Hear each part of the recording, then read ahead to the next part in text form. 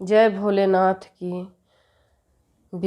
रुद्र संहिता सृष्टि खंड 5वां अध्याय। नारद जी शिव तीर्थों में भ्रमण, शिव गणों का श्रापोद्वार की बात बताना तथा ब्रह्मलोक में जाकर ब्रह्मा जी से शिव तत्व के विषय में प्रश्न करना। सूत जी बोले, महर्षियों, भगवान श्री हरि के अंतर्ध्यान हो जाने पर मुनि श्रेष्ठ नारद शिवलिंगों का भक्ति पूर्वक दर्शन करते हुए पृथ्वी पर विचरने लगे। नारद जी पृथ्वी पे विचरने लगे। ब्राह्मणों, भूमंडल पर घूम फिरकर उन्होंने भोग और मोक्ष देने वाला बहुत से शिवलिंगों का प्रेम पूर्वक दर्शन किया। दिव्यदर्शी नारद जी भूतल के तीर्थों में विचर रहे हैं और उस समय उनका चित्त शुद्ध है, यह जानकर वे दोनों शिवगण उनके पास गए। वे दोनों ही शिवगण साप से उद्धार की इच्छा से आदरपूर्वक मस्तक झुकाकर भली भांति प्रणाम करके मुनि के दोनों पैर पकड़कर आदरपूर्वक उनसे कहने लगे। शिवगण बोले, हे ब्रह्मपुत्र देवर्षि, प्रेम पूर्वक हम दोनों की बातों को सुनिए। वास्तव में हम दोनों ही आपका अपराध करने वाले हैं, ब्राह्मण नहीं हैं। हे मुने, हे विप्र, आपका अपराध करने वाले हम दोनों शिव के गण हैं। राजकुमारी श्रीमती के स्वयंवर में आपका चित्त माया से मोहित हो रहा था। उस समय परमेश्वर की प्रेरणा से आपके हम दोनों को शाप दे दिया। वहाँ कुछ समय जानकर हमने चुप रह जाना ही अपनी जीवन रक्षा का उपाय समझा। इसमें किसी का दोष नहीं, हमें अपने कर्म का ही फल प्राप्त हुआ है। हे प्रभु, आप प्रसन्न होइए और हम दोनों पर अनुग्रह कीजिए। सूत जी बोले, उन दोनों गणों द्वारा भक्ति पूर्वक कहे गए वचनों को सुनकर पश्चाताप करते हुए देवर्षि नारद प्रेम पूर्वक कहने लगे। नारद जी बोले, हम दोनों महादेव के गण हैं और सत्य पुरुषों के लिए परम सम्मानीय हैं। अतः मेरे मोह रहित एवं सुखदायक यथार्थ वचन को सुनिए। पहले निश्चय ही स्वेच्छावश मेरी बुद्धि भ्रष्ट हो गई थी और मैं सर्वथा मोह के वशीभूत हो गया था, इसलिए आप दोनों कुबुद्धि वाले मैंने शाप दे दिया। हे शिवगणों, मैंने जो कुछ कहा वह वैसा ही होगा, फिर भी मेरा बात सुने। मैं आपके लिए शापोद्धार की बात बता रहा हूँ। आप लोग आज मेरे अपराध को क्षमा करें। मुनिवर विसर्वा के वीर से जन्म ग्रहण करके आप संपूर्ण दिशाओं में प्रसिद्ध कुंभकर्ण और रावण राक्षस राज का शरीर प्राप्त करेंगे और बलवान वैभव से युक्त तथा परम प्रतापी होंगे। समस्त ब्रह्मांड के राजा होकर शिव भक्त एवं जितेंद्रिय होंगे और शिव के दूसरे स्वरूप श्री विष्णु के हाथों मृत्यु पाकर फिर आप दोनों अपने पद पर प्रतिष्ठित हो जाएंगे। सूत जी बोले, हे महर्षियों, महात्मा नारद मुनि की यह बात सुनकर वे दोनों शिवगण प्रसन्न होकर सानंद अपने स्थान को लौट गए। नारद जी भी अत्यंत आनंदित हो अन्य भाव से भगवान शिव का ध्यान तथा शिव तीर्थों का दर्शन करते हुए बारंबार भूमंडल में विचरने लगे।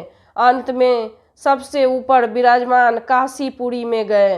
वे शिव जी के प्रिय, शिव स्वरूपिणी एवं शिव के सुख देने वाली है। काशीपुरी का दर्शन करके नारद जी कृतार्थ हो गए।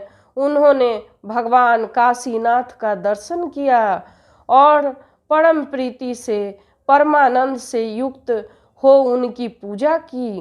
काशी का सानंद सेवन करके वे मुनि श्रेष्ठ कृतार्थ का अनुभव करने लगे और प्रेम से विहल होकर उनका नमन वर्णन तथा स्मरण करते हुए ब्रह्मलोक को गए। निरंतर शिव का स्मरण करने से शुद्ध बुद्धि को प्राप्त देवर्षि नारद ने वहां पहुंचकर विशेष रूप से शिव तत्व का ज्ञान प्राप्त करने की इच्छा से ब्रह्मा जी को भक्ति पूर्वक नमस्कार किया और नाना प्रकार के स्तोत्रों द्वारा उनकी स्तुति करके उनसे शिव तत्व के विषय में पूछा। उस समय नारद जी का हृदय भगवान शंकर के प्रति भक्ति भावना से परिपूर्ण था।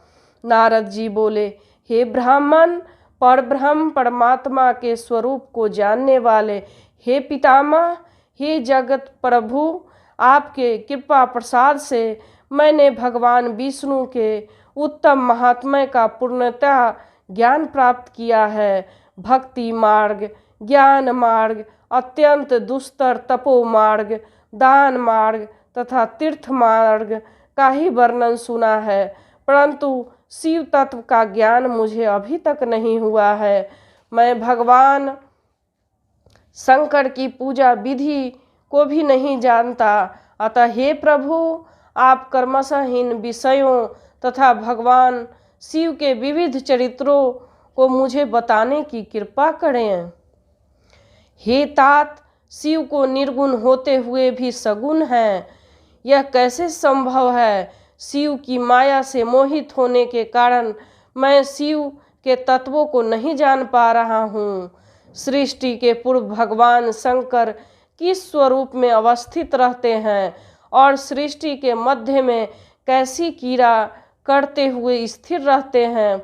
सृष्टि के अंत में वे देव महेश्वर किस प्रकार से रहते हैं और संसार का कल्याण करने वाले वे सदाशिव किस प्रकार प्रसन्न रहते हैं? हे विधाता, वे संतुष्ट होकर अपने भक्तों और अन्य लोगों को कैसा फल देते हैं, वह सब हमें बताएं। मैंने सुना है कि वे भगवान तत्काल प्रसन्न हो जाते हैं, परम दयालु हैं, भक्त के कष्ट को नहीं देख पाते हैं। ब्रह्मा, विष्णु और महेश ये तीनों देव शिव के ही अंश हैं। महेश उनमें पूर्ण अंश हैं और स्वयं में वो परातत्व पर शिव हैं। आप उन महेश्वर शिव के आविर्भाव, अभिभाव एवं उनके चरित्र को विशेष रूप से कहें।